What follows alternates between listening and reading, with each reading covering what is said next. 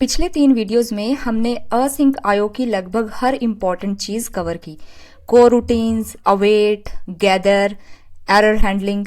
लेकिन अब तक हम ये सारा कुछ फेक डिलेज के साथ और फेक एलएलएम कॉल्स के साथ एक्सपेरिमेंट कर रहे थे। अब वो सब चेंज होने वाला है। इस वीडियो में हम पिछले 3 वीडियोस के सारे पैटर्न्स एक रियल एजेंट में यूज करेंगे। हम real OpenAI calls use करेंगे for LLMs, real Serper web searches use करेंगे, रियल नेटवर्क लेटेंसी के साथ हम रियल फेलियर्स को देखेंगे। ना कोई सिमुलेशन, ना कोई फेक स्लीप फंक्शन, बस यही पैटर्न जो आप ऑलरेडी जानते हैं, लेकिन इस बार एक्चुअल एपीआईज के साथ रन करते हुए। तो चलिए इसे बिल्ड करते हैं। तो चलिए सबसे पहले हम अपनी डिपेंडेंसीज को इंस्टॉल करते हैं। तो हम लोग open AI, HTTPX and python.env को इंस्टॉल कर रहे हैं। OpenAI for LLM calls, python.env environment variables के लिए, और HTTPX is the key one. अगर आपको वीडियो 2 वाली मिस्टेक याद है, जिसमें कि हमने मेंशन किया था कि सिंक्रोनस फंक्शंस और synchronous calls like time dot sleep, requests, ये सारे जब हम असिंक ब्लॉक के अंदर रन करते हैं तो इवेंट लूप को फ्रीज कर देता है। तो अब हम HTTPX इंस्टॉल कर रहे हैं, जो कि उसका असिंक रिप्लेसमेंट है। लगभग सेम इंटरफेस है, लेकिन ये नॉन ब्लॉकिंग कॉल्स हैं क्योंकि ये असिंक हैं। उसके बाद सेटअप में मेरे पास एक .env फाइल है, जिसमें हमारी रियल ओपन एआई की एपीआई की है और सर्पर की एपीआई की है। चलिए अब हम अपना एजेंट बिल्ड करते हैं। सबसे पहले मैं कुछ इंपोर्ट स्टेटमेंट डाल रही हूँ। हमें पहले से ही पता है कि async IO, OS, time, HTTPX क्या कर रहे हैं, लेकिन जो नया इंपोर्ट है वो है असिंक आईओ ओपन एआई। ये रेगुलर ओपन एआई क्लाइंट से अलग होता है। ये उसका असिंक वर्जन है और असिंक वर्जन हर एपीआई कॉल पर अवेट सपोर्ट करता है। यही चीज हमारी एलएलएम कॉल्स को इवेंट लूप को कंट्रोल वापस देने देती है जब वो रिस्पॉन्स का वेट कर रहा होता है। मतलब एपीआई रिस्पॉन्स आने तक पूरा प्रोग्राम ब्लॉक नहीं रहता। अब अपना search underscore web function define करते हैं। तो ये रहा मेरा फंक्शन और ये इसकी डेफिनेशन है। यहाँ 2 चीजें नोटिस करने वाली हैं। अब पहली, async with httpx.async client। ये क्लाइंट एक कॉन्टेक्स्ट मैनेजर है। हम क्लाइंट ओपन करते हैं, रिक्वेस्ट भेजते हैं और फिर ये ऑटोमेटिकली क्लोज हो जाता है। कोई मैनुअल क्लीन अप करने की जरूरत नहीं पड़ती। दूसरी चीज जो नोटिस करने वाली है वो है अवेट http_client.post। ये एक नॉन ब्लॉकिंग नेटवर्क कॉल है। जब ये नेटवर्क पर रिक्वेस्ट भेजता है और सर्वर एपीआई के रिस्पॉन्स का वेट करता है, तब इवेंट लूप फ्री रहता है और दूसरे कोर रूटीन्स को रन कर सकता है। मतलब बाकी टॉपिक्स उसी समय सर्च कर सकता है।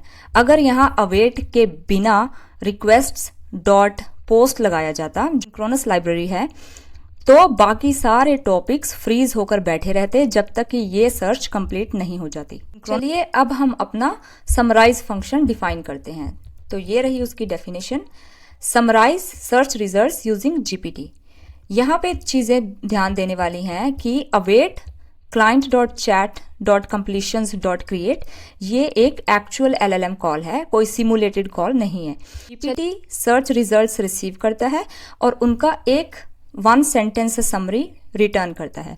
पैटर्न बिल्कुल सर्च अंडरस्कोर वेब की तरह है। जब जीपीटी प्रोसेसिंग कर रहा होता है तो इवेंट लूप फ्री रहता है क्योंकि हमने अवेट लगाया हुआ है, और उसी समय बाकी टॉपिक्स भी अपने समरीज जनरेट कर सकते हैं। अभी हम नेक्स्ट फंक्शन डिफाइन कर रहे हैं जो कि है रिसर्च अंडरस्कोर टॉपिक, और ये इसकी डेफिनेशन है। बेसिकली ये एक सिंगल टॉपिक के लिए पूरा यूनिट ऑफ वर्क है।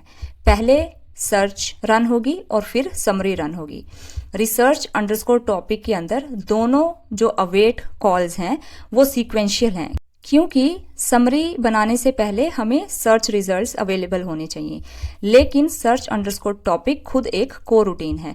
जब ये अवेट सर्च अंडरस्कोर वेब पर पहुंचता है और सर्वर के रिस्पॉन्स की वेट करता है, तो ये पॉज हो जाता है और बाकी टॉपिक्स को अपनी सर्चेज रन करने देता है। और फिर जब ये अवेट समराइज तक पहुंचता है तो जीपीटी के रिस्पॉन्स का वेट करता है और वही सेम चीज करता है कि बाकी टॉपिक्स उसी समय अपना जीपीटी प्रोसेसिंग टाइम यूज कर सकते हैं, जबकि ये वाला टॉपिक वेट कर रहा है। अब ट्राई एंड एक्सेप्ट, हमने 2 एक्सेप्ट ब्लॉक लगाए हैं। पहला टाइम आउट एक्सेप्शन के लिए, क्योंकि प्रोडक्शन सिस्टम्स में टाइम आउट्स को अलग तरीके से हैंडल करना पड़ता है। और दूसरी एक्सेप्शन है जो कि जनरल एक्सेप्शन है, ब्रॉड है, ताकि बाकी फेलियर्स भी हैंडल किए जा सकें, जैसे कि रेट लिमिट्स हैं, एपीआई एरर्स हैं या नेटवर्क फेलियर्स हैं। दोनों केसेस में कोड एक क्लियर मैसेज के साथ वैल्यू एरर रेज कर रहा है। चलिए अब हम अपना लास्ट फंक्शन डिफाइन करते हैं जो है मेन, और उसको asyncio.run से रन करते हैं, जो कि इवेंट लूप को स्टार्ट करेगा। यहाँ पे 3 चीजें ध्यान देने वाली हैं। पहला कि हमने टॉपिक डिफाइन किया और जनरेटर एक्सप्रेशन लिखा जो कि ये है। ये 3 को रूटीन्स को, जो कि ये तीनों हैं, एक साथ क्रिएट करता है और उन्हें गैदर के अंदर अनपैक कर देता है। यानी लिस्ट पर गैदर रन करने का क्लीन तरीका है, हर कॉल मैनुअली लिखने की बजाय। दूसरा, return underscore exception equal true. अगर कोई टॉपिक एक्सेप्शन रेज करता है इन तीनों में से, तो वो पूरे प्रोग्राम को क्रैश करने की बजाय रिजल्ट्स लिस्ट में एक वैल्यू बनकर वापस आता है। तीसरा, इज इंस्टेंस। यही रिसर्च अंडरस्कोर टॉपिक वाला वैल्यू एरर जो यहां है वो कैच होता है। अगर रिजल्ट एक्सेप्शन है तो फेलियर मैसेज प्रिंट करो, अगर एक्सेप्शन नहीं है तो मेन जो समरी है वो प्रिंट करो। यानी 2 टॉपिक सक्सेसफुली कंप्लीट हो सकते हैं और एक फेल हो सकता है, फिर भी तीनों का रिजल्ट आपको क्लीनली वापस मिलेगा। चलिए इस एजेंट को रन करके देखते हैं।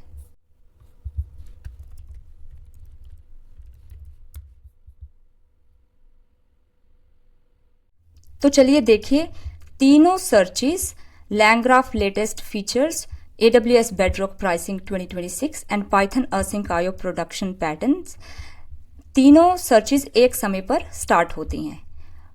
अब नोटिस कीजिए कि ये उसी ऑर्डर में फिनिश नहीं होती जिस ऑर्डर में स्टार्ट हुई थी। तो Python asyncio प्रोडक्शन पैटर्न्स वाली सर्च सबसे पहले वापस आई उसके यहाँ पे, और उसके बाद आई AWS Bedrock प्राइसिंग 2026 और आखिर में LangGraph लेटेस्ट फीचर 2026। ये रियल नेटवर्क लेटेंसी है, सर पर अलग अलग क्वेरीज के लिए अलग अलग स्पीड पर रिस्पॉन्ड कर रहा है। तब उसके बाद जीपीटी समरीज स्टार्ट होती हैं, उनके साथ भी देखिए कि पहले AWS Bedrock pricing summary finish होती है, फिर बाद में asyncio वाली और फिर आखिर में LangGraph वाली अगेन। कुल मिलाकर 6 API कॉल्स चल रही हैं, सभी कॉन्करेंटली, और हर कॉल तब फिनिश हो रही है जब नेटवर्क और मॉडल रेडी हो रहे हैं, और टोटल टाइम सिर्फ 4 सेकेंड्स लगा। अगर यही सीक्वेंशली चलता तो मिनिमम 12 सेकेंड्स लगते। और नीचे रिजल्ट्स के ऑर्डर देखिए, रिजल्ट्स के ऑर्डर उसी में वापस आए हैं जिसमें वो स्टार्ट हुए थे, ना कि उसमें जब वो फिनिश हुए। यानी गैदर एग्जैक्टली वैसे ही ऑर्डर प्रिजर्व कर रहा है जैसे हमने वीडियो 3 में कवर किया था। सबसे पहले हमारा चला इनपुट LangGraph लेटेस्ट फीचर, वो आउटपुट आया, उसके बाद बेडरॉक, और फिर उसके बाद Python asyncio प्रोडक्शन पैटर्न्स। पूरी सीरीज का पूरा कॉन्सेप्ट बस इसी टर्मिनल में आउटपुट में दिखाई दे रहा है। तो चलिए देखिए हमने इस पूरी सीरीज में क्या कवर किया है। वीडियो 1 में हमने देखा कि asyncio क्या है और इसकी जरूरत क्यों पड़ी। Synchronous code versus asynchronous code को रन करके देखा कि सिंक्रोनस कोड एक कॉल को एक बार करके उसके रिस्पॉन्स की वेट करता है, लेकिन असिंक्रोनस कोड और asyncio से 1 सेकंड की 3 कॉल्स भी 1 सेकंड में खत्म हो जाती हैं। वीडियो 2 में हमने देखा कि को रूटीन्स और अवेट क्या होते हैं और हमने उनको और डेप्थ में समझा। असिंक डेफ कॉल करने से कोड रन नहीं होता, अवेट उसे एक्चुअली रन करता है और कॉलर को सस्पेंड कर देता है। और हमने 3 मिस्टेक्स के बारे में बात करी जो एजेंट्स को साइलेंटली फ्रीज कर देती हैं, जो कि हैं अनअवेटेड को रूटीन्स, कोई भी synchronous function inside async block, और गलत जगह पे asyncio.run को रन करना। फिर हमने वीडियो 3 में asyncio.gather को और डेप्थ में समझा और हमने प्रोडक्शन फेलियर्स के लिए return underscore exception equal to true use किया ताकि फेल्ड कॉल्स पूरी पाइपलाइन को क्रैश ना करें। वीडियो 4 जो कि ये वीडियो है, हमने सीखा कि हर चीज को रियल एजेंट में कैसे इम्प्लीमेंट करते हैं। हमने फेक LLM कॉल्स को रियल ओपन AI कॉल्स से रिप्लेस किया और हमने रियल वेब सर्च को यूज किया सर्पर API के साथ और हमने रियल एरर हैंडलिंग को देखा। और एक रूल है जो इन चारों वीडियोस को जोड़ता है, वो है इवेंट लूप को कभी ब्लॉक मत करो। हर स्लो ऑपरेशन अवेटेबल होना चाहिए। यह चीज आपके एजेंट को रियल प्रोडक्शन लोड में कॉन्करेंट बनाए रखती है।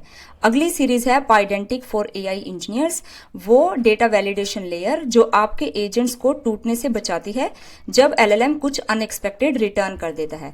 तो सेम फॉर्मेट होगा, हम रियल एजेंट कोड यूज करेंगे और रियल प्रॉब्लम्स को सॉल्व करेंगे, वो भी रियल फिक्सेस के साथ। तो subscribe, I see you in the next one.